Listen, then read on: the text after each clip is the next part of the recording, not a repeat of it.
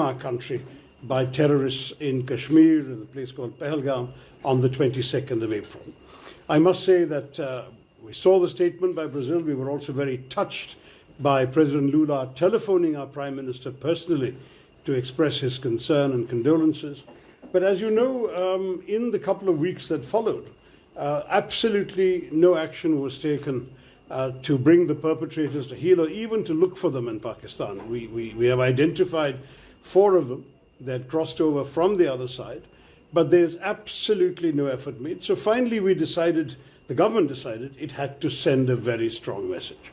And this is why on the 7th of May, India struck 9 terrorist bases. And I say this very carefully. You know, Celso, from your years at the United Nations, and I think this is the first time I'm seeing you in an Indian capacity. I've always met you as a UN official. Let me say that here we are looking at organizations listed by the 1267 Committee at the UN. These are organizations whose terrorist standing is not in doubt. They're also on the terrorist designate list of the United States government. And their headquarters, base camps. But in the United Nations also? Yes, in the sanctions, Terrorist Sanctions Committee, 1267 Committee. So I just wanted to say that we chose targets very carefully where every one of them was clearly and explicitly linked to, or the base of, or the training camp of one of these proscribed organizations. Second, we took great care to do so at night, 1:05 to 1:30 in the morning, to minimize any risk of collateral damage, civilians and so on. Normal life was, everyone should be asleep at that time. And then we also explicitly avoided any Pakistani government target, any civilian target, and any military target. So the whole idea was to signal we are not trying to start a war, we are just conducting retribution for an act of terror, which was a really vile act. 26 people killed. They singled out the men on the basis of their religion. They shot them dead in front of their wives and children. It was really horrendous. And it was meant, of course, to do the maximum possible damage to India, to disrupt the Kashmiri economy, which was booming, to end the prospects of tourism flourishing in Kashmir. Tourism had gone up by 100% in the preceding 12 months, to also perhaps create a communal backlash in India, because these people said, are you Hindu? Bang. Can you recite the first verse of the Quran? Then we spare you. And in fact, they spared one man because he could recite. And this was clearly intended to send the message. It is our religion that is killing you. And so the hope was that there would be a backlash back in India. And the Indian people, thank God, had the maturity to stay united. No absolutely nothing like that. There were heightened tensions for maybe 24 hours, some minor incidents in university campuses and so on, but thereafter the whole country rallied behind. And in fact, once the operation started, you would be so impressed to see the strength of opinion of all sections. And in fact, I'm proud to say that every one of our parliamentary delegations going around the world has this diversity of religion I mentioned. Mr. Sarfraz Ahmed is from the Muslim community, is strongly, solidly with us. We've had others leading voices from the Muslim community. And of course, the Kashmiri people, the Kashmiri chief minister, who was elected in an election with a 64% turnout quite recently. He has been really exemplary in speaking up for India and against this hateful terrorism. But you see, Celso, you understand these phenomena so well. I don't want to preach to somebody as knowledgeable as you are. But this is a particularly troubling matter because it is about the use of terrorism as an instrument of state policy. When we struck those terror bases on the 7th, as I said, every one of those bases identified linked to terror. Next morning, there is a funeral at one of these sites, conducted by a person who's also named in the committee, Hafiz Abdul Rauf, who's an elite figure named in the United Nations Sanctions Committee. He is conducting the funeral, and look who's attending. Uniformed officers of the police and military of Pakistan. These are all military officers, and there are a couple of police people, senior officials. This is what is going on in Pakistan. This organization the LET has created this front called the Resistance Front, so-called. We have been reporting about the Resistance Front to the UN Sanctions Committee time after time. 3 times we've already given details. They claimed credit for the terrorist killings. The next day they repeated that claim. And then when people realized the gravity of it, their handlers in Pakistan got them to delete the claim. But the claim is on record for a full 24 hours. And what is deeply disquieting is when India encouraged our friends on the Security Council to mention the Resistance Front in the press statement that the Security Council issued, the Pakistan government, I'm sorry to say with the support of your friends in China, took out the name. So there is not even a reference to the We have many friends. Yes, yes, of course, and we are also your friends. But we are not on the council. These guys are, and neither are you these days, which is our loss. We have to change that situation, sir. Both of us should be on the council together on a more durable basis. But to come back to the story, so we conducted this. The Pakistanis were told very clearly, and the world was told, this is a retribution, not the beginning of a war. If you leave this alone, we will leave you alone. Pakistan instead chose to react with disproportionate artillery shelling on civilian areas. They killed 19 civilians in one district alone, on Poonch in Kashmir. The Pakistani army? Army. This time official Pakistani army attacked us. They killed 19 civilians. They hit a Sikh temple, a Gurudwara. They hit a convent, the convent of the Carmelites of Mother Mary. They killed civilians in homes. They killed traffic on the streets. It was absolutely shocking. At that point, we also retaliated. There was no declaration of war, but we hit them back very hard. The day after that, they sent drones and missiles. Over 400 drones came across our border, and they fired missiles. I'm proud to say our air defenses proved equal to the task. We, in turn, on the night of the 9th, 10th of May, hit 11 Pakistani military targets. These were airfields of the Pakistani Air Force. This was when, more or less. Well, we to keep just to keep the calendar. This is more or less. So the whole thing is 88 hours. The entire conflict was 88 hours. Because once we hit these airfields, and there are satellite pictures, not just from us, but commercially available satellite pictures, showing craters in the main airfields of the Pakistan Air Force, after that they asked for peace. They said, let's stop firing. There was a call. You see, the hotline between the two directors general of military operations is always open. So their director general called ours on the morning of the 10th of May, afternoon at 3:30, a formal call was arranged. They proposed cessation of firing at 5 p.m. We agreed instantly. And I stress this agreed instantly point because our line had throughout been, we don't want a war. Our line had throughout been that we as India are focused on our growth and development. We have no wish to do anything but promote the prosperity and well-being of our people. We do not want to be distracted by conflict and terrorism and war. But you cannot think that you people can walk across your border and kill us and go away with impunity. So the message was, if they do that, there will be reprisals. There will be a price to pay. But thereafter, we are not interested in a conflict against the whole Pakistani nation and people with whom we have no quarrel. Now, what happened as soon as this was proposed was that we stopped, and though for a couple of hours there were some people on the other side who violated the agreement, it subsided very quickly, and now we have 3 weeks of pretty much calm on the border. So the story is to that degree, for the moment, over. It's a story of an 88-hour conflict. But the larger lessons are what I wanted to talk to you about, and through you, I hope you will share our Prime Minister's concerns with President Lula, because the truth is that we really need understanding from our friends here. This is not some random incident to systematically undermine the Indian state. It has begun at the end of the Soviet withdrawal from Afghanistan, when you had a whole bunch of mujahideen trained and ready to be unleashed somewhere with no place to go because the Soviets had left, so they turned them towards India and Kashmir.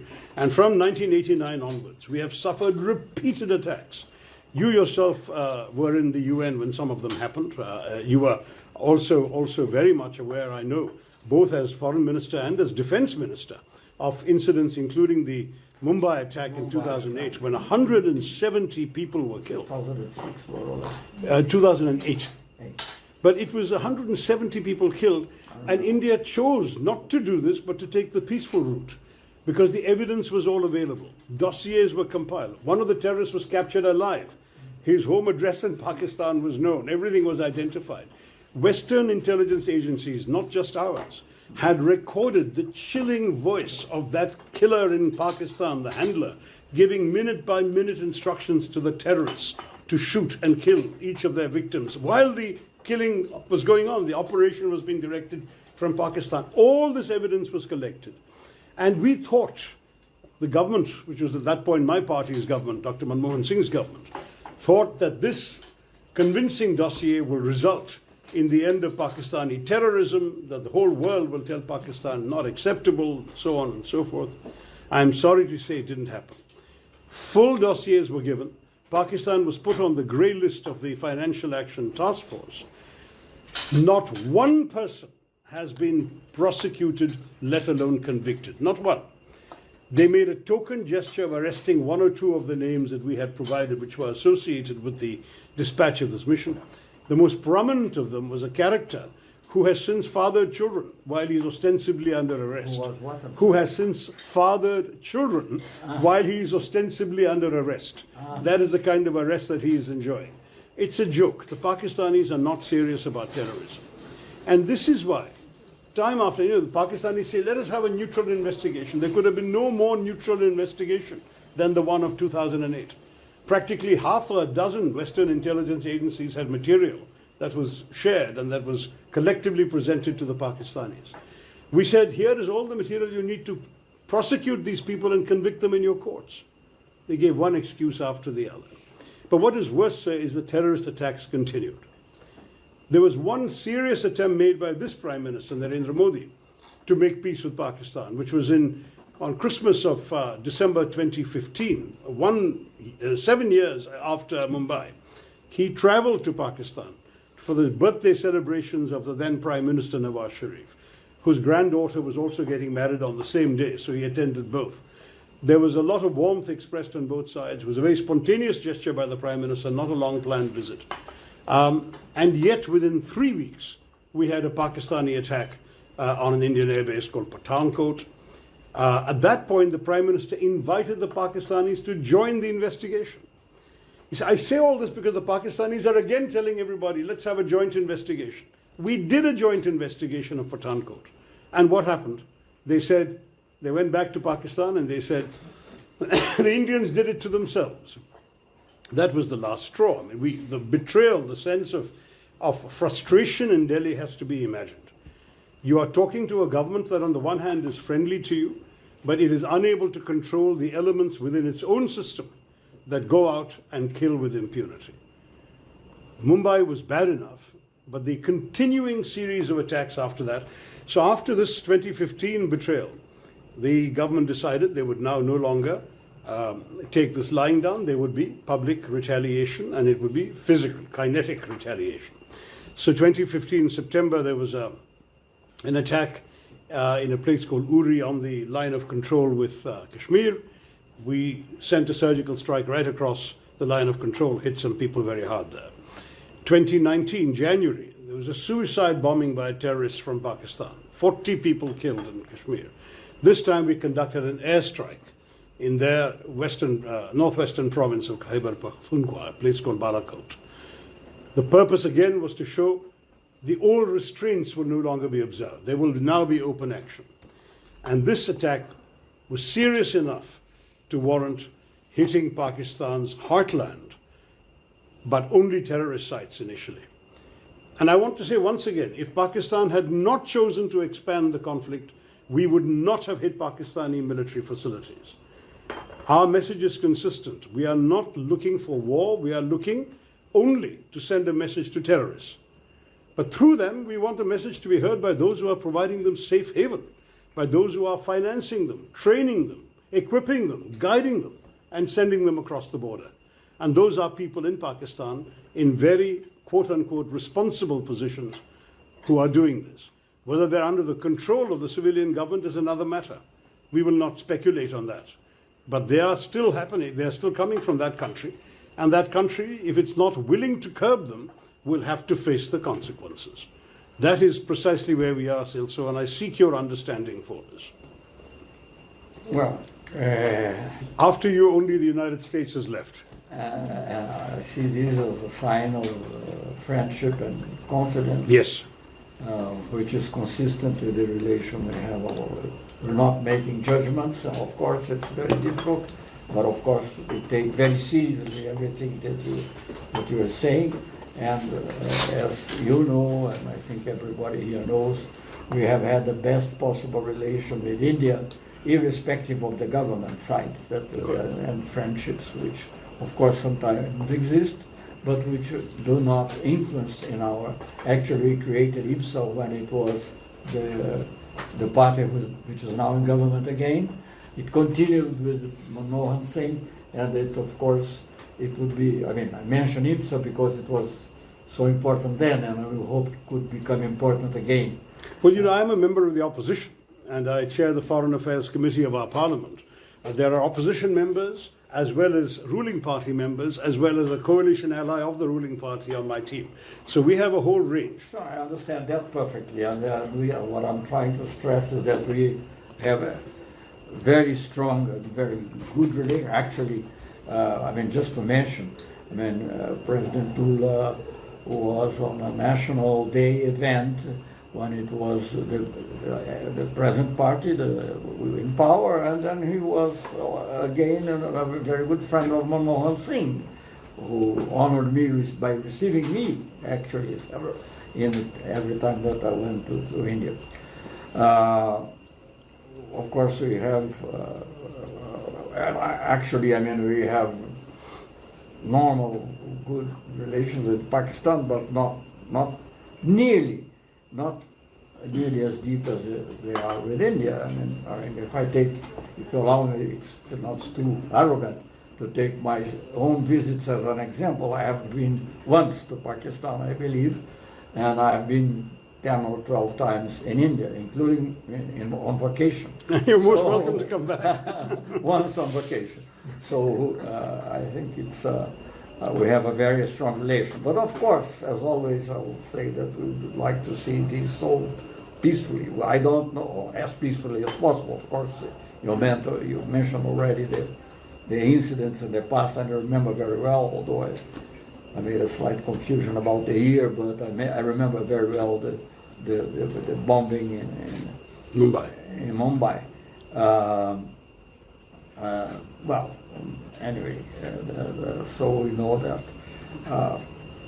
I don't know what we can do actually, if I make, I would like maybe to ask a couple of questions, just for my own clarity.